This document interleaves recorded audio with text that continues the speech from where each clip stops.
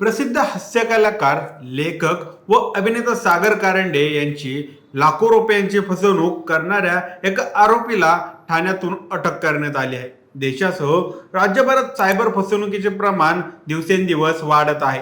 वेगवेगळ्या युक्त्या वापरून सोशल प्लॅटफॉर्मवर सायबर ठग लहान मुलांपासून वयोवृद्ध नागरिकांपर्यंत सर्वांचीच फसवणूक करत आहेत. मनोरंजन विश्वातील अनेक सेलिब्रिटींना सुद्धा याचा सामना करावा लागत आहे. सामान्य नागरिकांप्रमाणे अनेक कलाकार सुद्धा ऑनलाईन स्कॅमचे बळी पडत आहेत. आरोपीची अटक, सागर कारंडेची प्रतिक्रिया आणि अशा स्कॅम पासून कसं वाचलं जाऊ शकतं, सगळं काही जाणून घेऊया आजच्या या व्हिडिओमधून. नमस्कार, मी सनी आणि तुम्ही पाहताय दैनिक राज्य लोकतंत्र. अक्षय कुमार गोपालन असं या आरोपीचं नाव असून त्याला कांदिवलीत उत्तर प्रदेशिक सायबर पोलिसांनी अटक केली आहे. या फसवणुकीसाठी आरोपींनी कमिशनच्या बदल्यात आपलं खातं सायबर ठगांना वापरायला दिल्याचा आरोप आहे. मात्र सागर कारंडे यांनी माध्यमांशी बोलताना तो मी नव्हेच अशी प्रतिक्रिया दिली होती. मराठी हास्य कलाकार सागर कारंडे यांनी 31 मार्च 2025 रोजी दिलेल्या तक्रारीनुसार सायबर ठगांनी 61,83,000 रुपयांची फसवणूक केल्याचे प्रकरण समोर आलं होतं.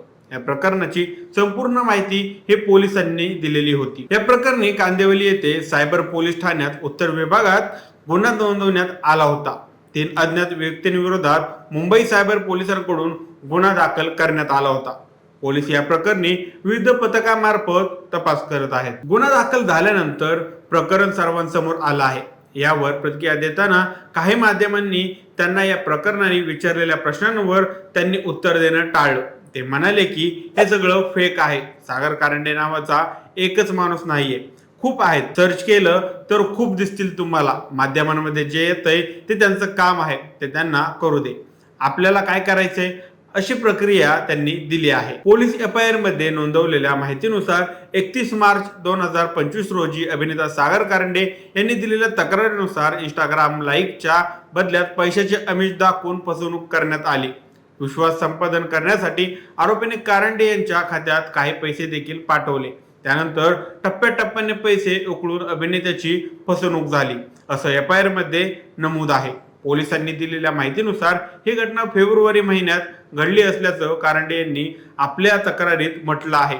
फसवणूक झाल्याचे निदर्शनास येताच कारंडे यांनी हेल्पलाईन नंबरवर कॉल करत 5 मार्च 2025 रोजी सायबर पोलिसांकडे ऑनलाईन तक्रार केली. त्यानंतर कारंडे यांच्याकडून 31 मार्च 2025 रोजी कांदिवली येथे प्रत्यक्षात जाऊन रितसर तक्रार देण्यात आली. कलाकार सागर कारंडे यांनी FIR मध्ये दिलेल्या माहितीनुसार कारंडे यांना 23 फेब्रुवारी 2025 रोजी एक अनोळखी नंबरवरून मेसेज आला, ज्यात एक महिलेने इंस्टाग्राम पोस्ट लाईक केल्यावर 150 रुपये मिळतील असं सांगितलं. त्यामुळे कारंडे यांनी सहज फोटो लाईक करून त्यांचा स्क्रीनशॉट संबंधितांना पाठवला. त्यानंतर समोरील व्यक्तीकडून टेलिग्रामवर एक व्यक्तीशी संपर्क साधण्यासाठी कारंडे यांना सांगण्यात आलं. कारंडे यांनी त्यानुसार स्क्रीनशॉट आणि बँकेची माहिती समोरील टेलिग्राम अकाउंटवर पाठवली. त्यानुसार काही वेळात कारंडे यांना समोरून फोटो लाईक केल्यामुळे पैसे पाठवण्यात आले. त्यामुळे कारंडे प्रभावित झाले. यानंतर पुढील टास्कसाठी कारंडे यांना एक टेलिग्राम ग्रुपला जॉईन करण्यात आलं.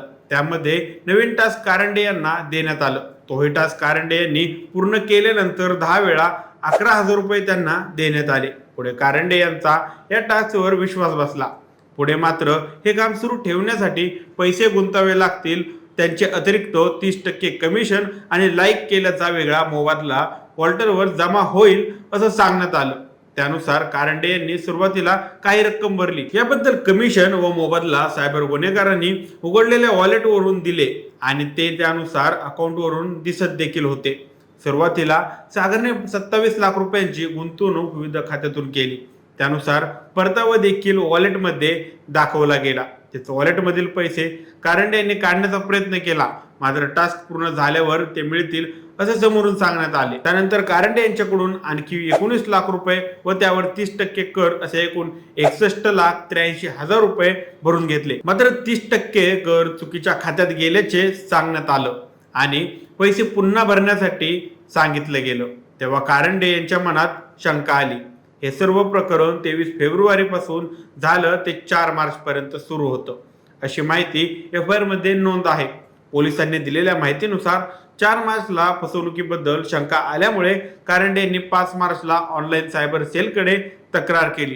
त्यानंतर काही दिवसांनी म्हणजेच 31 मार्चला कांदिवली येथे प्रत्यक्षात जाऊन कारंडे यांनी तक्रार केली आणि हे प्रकरण समोर आलं. अलीकडच्या काळात ऑनलाईन स्कॅम फसवणुकीच्या घटनांमध्ये मोठी वाढ झाली आहे. सोशल मीडिया लिंक्स, बनावट कॉल यांमार्फत फसवणूक करून नागरिकांकडून पैसे उकळले जातात. त्यामुळे महाराष्ट्रात सायबर पोलिसांकडून राज्यातील सर्व जनतेला आवाहन करण्यात आलं आहे. महाराष्ट्र सायबर पोलीस विभागाकडून सोशल मीडिया आणि कोणत्याही आमिषाला आणि फसवणुकीला बळी पडू नका असं आवाहन करण्यात आलं आहे. कोणत्याही फसव्या लिंकवर किंवा कॉलवर विश्वास ठेवू नये. सायबर गुन्ह्यांपासून बचाव करण्यासाठी काळजी घ्यावी. सायबर गुन्ह्यांचा आवाक वाढत आहे, त्यामुळे सावधगिरी बाळगावी.